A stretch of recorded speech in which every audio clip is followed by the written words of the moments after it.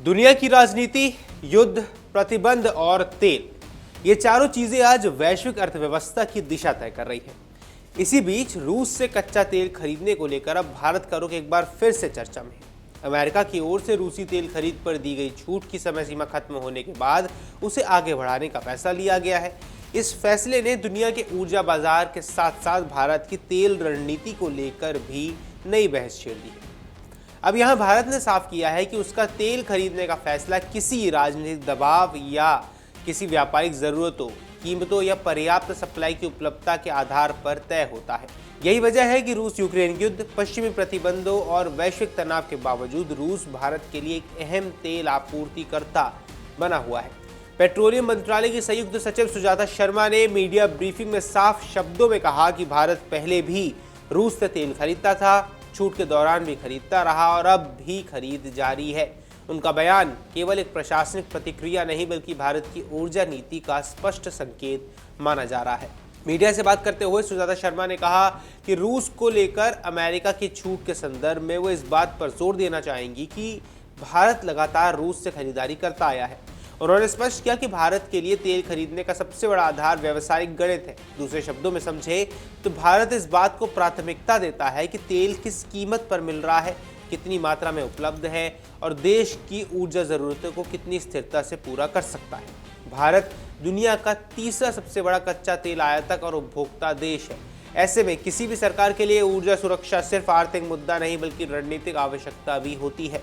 देश की अर्थव्यवस्था, उद्योग, परिवहन व्यवस्था और करोड़ों लोगों की दैनिक जरूरतें तेल सप्लाई पर निर्भर करती है। इसी कारण भारत किसी एक स्रोत पर निर्भर रहने के बजाय कई देशों से तेल खरीदता है। लेकिन पिछले कुछ वर्षों से रूस इस समीकरण का बेहद महत्वपूर्ण हिस्सा बनकर उभरा है। अब अमेरिका ने यहाँ छूट क्यों बढ़ा दी? इस पूरे घटनाक्रम का दूसरा अहम पहलू है अमेरिका का फैसला। रिपोर्ट्स के मुताबिक अमेरिका ने रूसी तेल खरीद से जुड़े प्रतिबंधात्मक छूट को आगे बढ़ाने का फैसला कर लिया है। ये समय सीमा शनिवार को खत्म हो गई थी, लेकिन कई देशों द्वारा अधिक समय मांगे जाने के बाद अमेरिका ने इसे 30 दिनों तक बढ़ाने का निर्णय लिया है। ये फैसला इसलिए महत्वपूर्ण माना जा रहा है क्योंकि पिछले कुछ समय से रूस से जुड़ी ऊर्जा खरीद पर अंतर्राष्ट्रीय स्तर पर लगातार चर्चा चल रही थी। अमेरिका और उसके सहयोगी देशों ने रूस पर कई आर्थिक प्रतिबंध लगाए हैं, लेकिन तेल के सवाल पर स्थिति हमेशा थोड़ी जटिल रही है। दुनिया की ऊर्जा जरूरतों और बाजार की वास्तविकताओं को देखते हुए कई मामलों में संतुलन बनाने की कोशिश की गई है। यही वजह है कि समय समय पर छूट, अपवाद और विशेष प्रावधानों की व्यवस्था देखने को मिलती है। रूस यूक्रेन संघर्ष शुरू होने के बाद दुनिया की ऊर्जा राजनीति में बड़ा बदलाव आया। 2022 में मॉस्को के यूक्रेन पर हमले के बाद अमेरिका और पश्चिमी देशों ने रूस पर कठोर प्रतिबंध लगाए। इन प्रतिबंधों का उद्देश्य रूस पर आर्थिक दबाव बढ़ाना था, लेकिन इस पूरे घटनाक्रम का असर केवल रूस तक सीमित नहीं रहा। वैश्विक ऊर्जा बाजार भी उसकी चपेट में आया। रूस लंबे समय से दुनिया के सबसे बड़े तेल और गैस निर्यातकों में शामिल रहा है। ऐसे में जब उसके पारंपरिक बाजार प्रभावित हुए तब वैश्विक सप्लाई चेन में बदलाव शुरू हो गए। यूरोप, जो लंबे समय तक रूस से ऊर्जा खरीदता रहा, उसने अपने विकल्प तलाशने शुरू कर दिए। दूसरी तरफ रूस ने नए खरीदारों और नए बाजारों की ओर ध्यान देना शुरू कर दिया। यहीं से भारत और रूस के बीच ऊर्जा व्यापार का नया अध्याय मजबूत होता हुआ नजर आया। अब है कैसे भारत के लिए राहत बना रियायती रूसी तेल। अब रूस पर प्रतिबंधों और बाजार में बदलाव के बाद रूस ने अपने कच्चे तेल पर आकर्षक छूट देनी शुरू की थी। अब ये वही मोड़ था जिसने भारत के लिए नई संभावनाएं पैदा की। भारत ने कम कीमतों का लाभ उठाते हुए रूसी तेल की खरीद में उल्लेखनीय बढ़ोतरी की। इसका सबसे बड़ा फायदा भारतीय रिफाइनरियों को मिला। जब वैश्विक ऊर्जा लगातार तेजी से बढ़ रही थी तब कम दाम पर मिलने वाले रूसी तेल ने भारतीय कंपनियों को राहत दे दी। अब आसान शब्दों में समझे तो अगर दुनिया के बाकी हिस्सों में तेल महंगा मिल रहा हो और किसी स्रोत से वही तेल कम कीमत पर उपलब्ध हो तो एक बड़े आयातक देश के लिए बेहद आकर्षक विकल्प बनता है। भारत ने इसी व्यावसायिक अवसर का इस्तेमाल किया। यही कारण है कि 2022 के बाद रियायती रूसी कच्चा तेल धीरे धीरे भारत के आयात ढांचे का प्रमुख हिस्सा बन गया। अब भारत अपनी ज़रूरत का बड़ा हिस्सा आयात करता है। इसका मतलब ये है कि अंतर्राष्ट्रीय बाजार में होने वाली हर उतार चढ़ाव भारत की अर्थव्यवस्था पर असर डाल सकती है। अगर कच्चे तेल की कीमतें बढ़ती हैं तो इसका असर केवल पेट्रोल, डीजल तक सीमित नहीं रहता। इससे परिवहन यानी ट्रांसपोर्ट भी महंगा हो जाता है। माल ढुलाई की लागत बढ़ती है, उद्योग की लागत बढ़ती है, महंगाई पर दबाव आता है, सरकार की आर्थिक गणनाएं प्रभावित हो जाती हैं। तो ऐसे में कम कीमत पर मिलने वाला तेल भारत के लिए केवल व्यापारिक लाभ नहीं बल्कि आर्थिक राहत का जरिया भी बन जाता है। इसी वजह से रूसी तेल की भूमिका अचानक इतनी अहम दिखाई देने लगी। अब रूस पर पश्चिमी देशों ने सख्त प्रतिबंध लगाए हुए हैं, लेकिन दिलचस्प बात यह रही कि रूसी तेल को पूरी तरह प्रतिबंधित नहीं किया गया। फरवरी 2022 में रूस के खिलाफ कई आर्थिक कदम उठाए गए, लेकिन तेल को लेकर स्थिति अपेक्षाकृत अलग रही।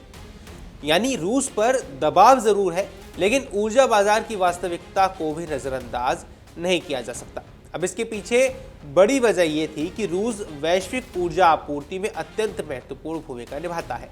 अगर अचानक से पूरी तरह प्रतिबंध लगा दिया जाता तो दुनिया में अर्थव्यवस्था या तेल बाजार में भारी उथल पुथल मच सकती थी। तेल की कीमतें तेजी से बढ़ सकती थी, ऊर्जा संकट गहरा सकता था, कई देशों की अर्थव्यवस्थाएं तक प्रभावित हो सकती थी। इसलिए प्रतिबंधों की नीति में संतुलन बनाए रखने की कोशिश नजर आई। हाल ही के महीनों में अमेरिका ने कुछ रूसी कंपनियों पर अतिरिक्त प्रतिबंध भी लगाए हैं। इनमें रूस की प्रमुख तेल कंपनियां रोसनेफ्ट और लुकोइल भी शामिल है। इन कदमों ने वैश्विक ऊर्जा व्यापार में अतिरिक्त निगरानी और सावधानी का माहौल बना दिया, लेकिन इसके बावजूद रूस पूरी तरह अंतर्राष्ट्रीय तेल बाजार से बाहर नहीं हुआ है। भारत जैसे देशों ने खरीद जारी रखी है, हालांकि इसके साथ नियमों और अनुपालन को लेकर आर्थिक सतर्कता बरती गई है। यही कारण है कि खरीद प्रक्रिया में कई बातों का खास ध्यान रखा गया है और ये सुनिश्चित किया गया है कि किसी प्रतिबंधित विक्रेता या बिचौलिए की भूमिका ना हो। प्रतिबंधित जहाज़ों का इस्तेमाल ना किया जाए, वित्तीय लेन देन, बीमा व्यवस्था और व्यापारिक प्रक्रिया तय नियमों के अनुरूप हो। यानी तेल खरीद केवल कीमत का मामला नहीं रह गया, बल्कि कानूनी और वैश्विक अनुपालन का बड़ा विषय भी बन गया। भारत की रिफाइनरी कंपनियों ने इन बदलते वैश्विक परिस्थितियों के अनुसार अपनी रणनीति भी तैयार की है। उन्होंने कम कीमत वाले तेल का लाभ लेने की कोशिश की, लेकिन साथ ही ये भी सुनिश्चित किया कि किसी अंतर्राष्ट्रीय नियम का उल्लंघन ना हो। सूत्रों के अनुसार पिछले साल कुछ समय के लिए खरीद में थोड़ी कमी देखने को जरूर मिली थी। इसका कारण प्रतिबंधों से थोड़ी जटिलताएं और बढ़ती निगरानी बताया गया। लेकिन जैसे ही छूट और नियामकीय स्पष्टता बनी रही, भारतीय रिफाइनरियों ने एक बार फिर से खरीद बढ़ानी शुरू कर दी।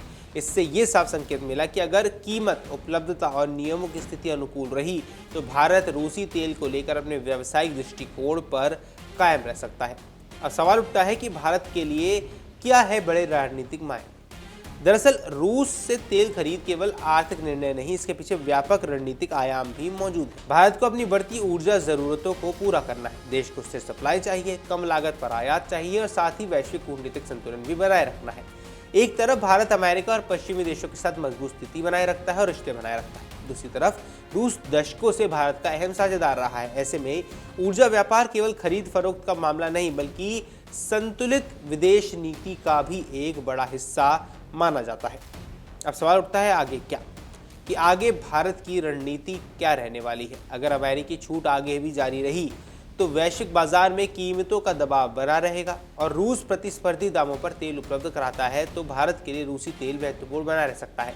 हालांकि दुनिया की रणनीति में और राजनीति में तेजी से बदलाव आ रहे हैं, प्रतिबंधों का दायरा बदल सकता है, ऊर्जा बाजार की परिस्थितियां बदल सकती हैं, कूटनीतिक समीकरण तक बदल सकते हैं। ऐसे में भारत को लगातार अपने आर्थिक हितों, ऊर्जा जरूरतों और अंतर्राष्ट्रीय संबंधों के बीच संतुलन बनाकर चलना होगा। फिलहाल इतना जरूर साफ है कि रूस से तेल खरीद को लेकर भारत का रुख स्थिर है। सरकार का संदेश भी स्पष्ट है कि भारत अपने ऊर्जा फैसले मुख्य रूप से व्यापारिक हितों, कीमतों और पर्याप्त सप्लाई के आधार पर ही तय करेगा और जब तक दुनिया की ऊर्जा रणनीति और राजनीति में अस्थिरता बनी रहेगी तब तक रूस, अमेरिका प्रतिबंध और भारत की तेल रणनीति वैश्विक चर्चा के केंद्र में बने रहने वाले हैं। अगर आप ये वीडियो YouTube पर देख रहे हैं तो हमारे चैनल को सब्सक्राइब कर बेल आइकन दबाएं और Facebook पर देख रहे हैं तो हमारे पेज को लाइक करें। अगर आप ये वीडियो YouTube पर देख रहे हैं तो हमारे चैनल को सब्सक्राइब कर बेल आइकन दबाएं और Facebook पर देख रहे हैं तो हमारे पेज को लाइक करें।